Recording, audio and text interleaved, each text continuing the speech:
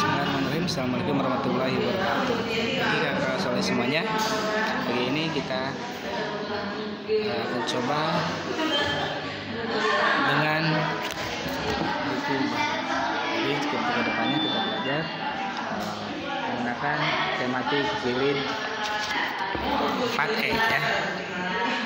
Dan untuk kali ini kita coba paparkan apa saja yang akan kita pelajari di buku ini. Jadi untuk materi insya Allah kita sampaikan di hari Senin.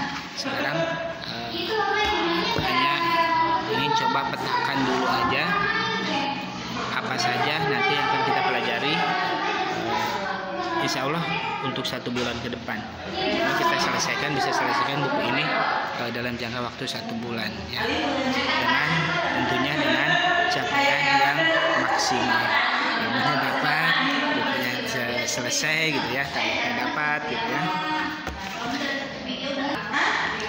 Nah, untuk muatan IPS nanti di buku tematik jilid 4F ini kita akan coba mengidentifikasi karakteristik ruang dan pemanfaatan sumber daya alam untuk kesejahteraan masyarakat dari tingkat kota atau kabupaten sampai tingkat provinsi. Di muatan ini kita coba nanti untuk mengenal bentuk-bentuk macam-macam sumber daya alam. Sumber daya, apa yang dimaksud dengan sumber daya alam? Sumber daya alam hayati, sumber daya alam non hayati, kemudian penyebarannya juga.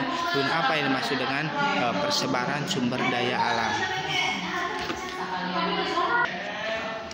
Untuk muatan SBDP masih meneruskan satu subtema, masih meneruskan dari jilid yang 4 yaitu tentang tanda, tempo, dan tinggi rendah nada. Tapi di sini di buku ini nanti kita akan coba juga belajar tentang mengetahui gerak tari kreasi daerah, gerak tari kreasi tari daerah. Sebelumnya kita di yang semester 1 juga sempat ya belajar, dan yaitu gerak tari saman, apa saja yang menjadi gerakan khas dari tari saman. Nah, sekarang di sini lebih ke tari-tari yang sifatnya kontemporer nanti. Jadi nanti kita akan coba belajar tari kreasi. Apa nanti yang dimaksud dengan tari kreasi. Kemudian di buku ini pula kita akan coba belajar tentang seni tempel. Ada montase nanti ya, ada kolase atau juga mozaik. Pokoknya kita belajar tentang seni nempel. Seperti apa nanti? Ini akan menyenangkan ya. Jadi di buku jilid 4F judul Cita-Citaku nanti untuk muatan seni budaya kita akan belajar pertama tempo tinggi rendah, kemudian kita juga akan belajar seni tari, kemudian yang ketiga kita akan belajar tentang seni nempel, seni tempel.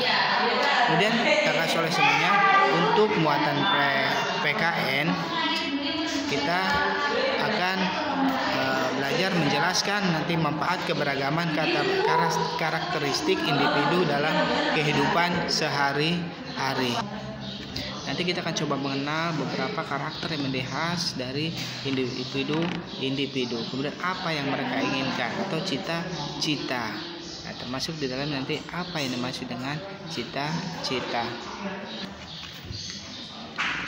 Di buku ini pula nanti karena banyaknya individu yang beragam, dengan otomatis nanti keberagaman itu akan menghasilkan karena diulang-ulang ya, suatu perbuatan terus yang diulang-ulang akan menjadi kebiasaan, akan menjadi kebudayaan. Nah, sekarang bagaimana kalau tadi kan dari individu yang berbeda, otomatis akan menghasilkan keberagaman budaya pula, artinya budaya yang berbeda pula.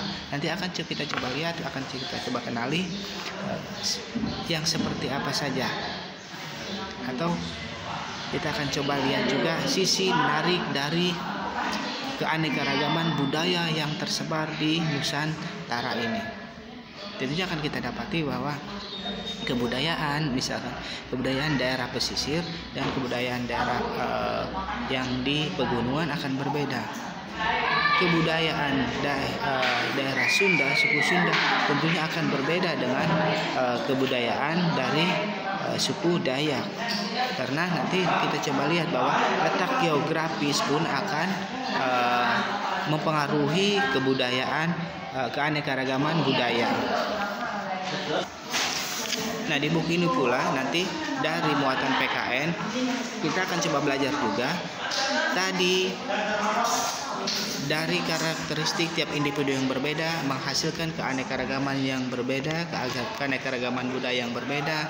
Lantas nanti kita akan coba belajar juga bagaimana menyikapi keberbedaan atau keanekaragaman budaya tersebut.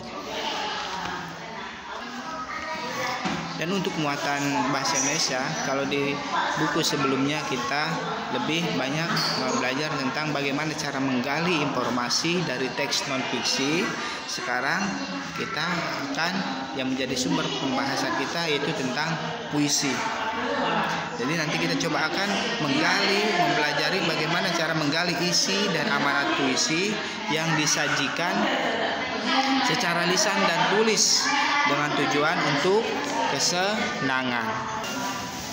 Dari pokok pembahasan ini kita coba akan pelajari apa yang dimaksud dengan puisi, kemudian apa saja jenis-jenis puisi, ciri-ciri puisi, kemudian ya. Di subtema 2-nya nanti untuk muatan bahasa Indonesia masih sama, hanya dengan pembahasan yang berbeda. Kita akan coba masih sama, artinya masih tentang puisi, tapi kita coba perdalam juga untuk ciri-ciri puisi itu seperti apa, untuk membedakan misalkan dengan prosa atau dengan karya sastra yang lain, untuk membedakan dengan pantun atau dengan sajak, ya. Kemudian nanti pada akhirnya kita diharapkan bisa membuat sebuah puisi yang bagus dan juga bagaimana cara kita membacakannya atau menyampaikan puisi atau mendeklamasikan sebuah puisi yang baik. Dan untuk muatan IPA kita akan coba belajar membandingkan siklus hidup beberapa jenis makhluk hidup serta mengaitkan dengan upaya pelestariannya. Sebagaimana kita ketahui bahwa pada umumnya semua makhluk hidup itu berasal dari bayi, kemudian lanjut anak-anak, remaja, dewasa, tua, dan meninggal. Tapi tidak semua makhluk hidup itu melalui proses lahirnya dengan hanya satu proses, gitu ya. Artinya ada yang lahirnya dilahirkan, ada yang dari telur seperti itu ya. Ada yang mamalia, ada yang bukan. Atau ada makhluk yang bertelur seperti itu ya. Nanti kita coba pelajari hal-hal seperti itu juga dan perkembangan kehidupannya pada masa anak-anak, bayi, anak-anak, remaja, gitu ya. Kemudian kita di kesempatan untuk di buku jilid pada ini juga kita akan coba belajar metamorfosis. Tentang metamorfosis sempurna adalah, atau metamorfosis tidak sempurna itu seperti apa, tentang metamorfosis, perubahannya. Kemudian di samping itu kita juga akan belajar bagaimana cara melestarikan makhluk hidup, bagaimana cara kita melestarikan hewan, bagaimana cara kita melestarikan tumbuhan. Dan yang terakhir itu untuk muatan matematik.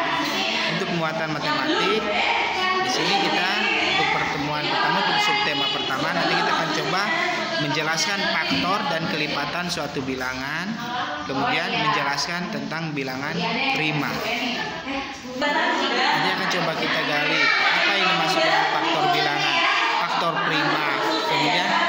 faktorisasi prima itu seperti apa, atau apa yang misalnya faktorisasi prima. Dan di subtema 2 nanti untuk muatan matematik kita akan coba belajar menjelaskan dan menentukan faktor persekutuan terbesar, kelipatan persekutuan, dan kelipatan persekutuan terkecil atau KPK dari dua bilangan berkaitan dalam kehidupan sehari-hari. Nanti kita akan coba pelajari apa yang dimaksud dengan faktor persekutuan. Faktor persekutuan terbesar itu apa, ya, dan faktor persekutuan terkecil itu apa. Untuk subtema terakhir di muatan matematik, KD-nya 3.4 dan 3.6, yaitu nanti tentang menjelaskan faktor dan kelipatan suatu bilangan dan menjelaskan bersama dan menentukan faktor persekutuan FPB atau faktor persekutuan terbesar, dan KPK faktor persekutuan terkecil dari dua bilangan berkaitan dengan kehidupan sehari-hari. Jadi nanti kita akan coba pelajari apa yang dimaksud dengan kelipatan persekutuan, apa yang dimaksud dengan kelipatan persekutuan terkecil. Diharapkan nanti kita bisa. Baik, itu sedikit ya gambaran, bayangan tentang apa yang akan kita pelajari 1 bulan ke depan untuk jilid 4F dan judul cita-citaku. Mari kita berdoa, mudah-mudahan Allah memberikan kita kelancaran, kemudahan, kekuatan, dan kesabaran dalam menuntut ilmu. Juga tak lupa untuk orang-orang tua hebat kita, orang-orang tua kita yang sabar, yang gigih menemani kita belajar. Terima kasih, saya ucapkan terima kasih kepada ayah ibunya, terima kasih kepada abah dan umahnya, tetap setia, gigih di tengah kesibukannya. Itu mari kita doakan orang tua kita, mudah-mudahan orang tua kita diberikan kesehatan, kekuatan, kesabaran, dan juga diluaskan rezekinya. Baik, terima kasih kakak soleh semuanya. Selamat beraktivitas, tetap semangat. Yaitu subhanakallahumma bihamdika asyhadu an la ilaha illa anta astaghfiruka wa atubu ilaik. Wassalamualaikum warahmatullahi wabarakatuh.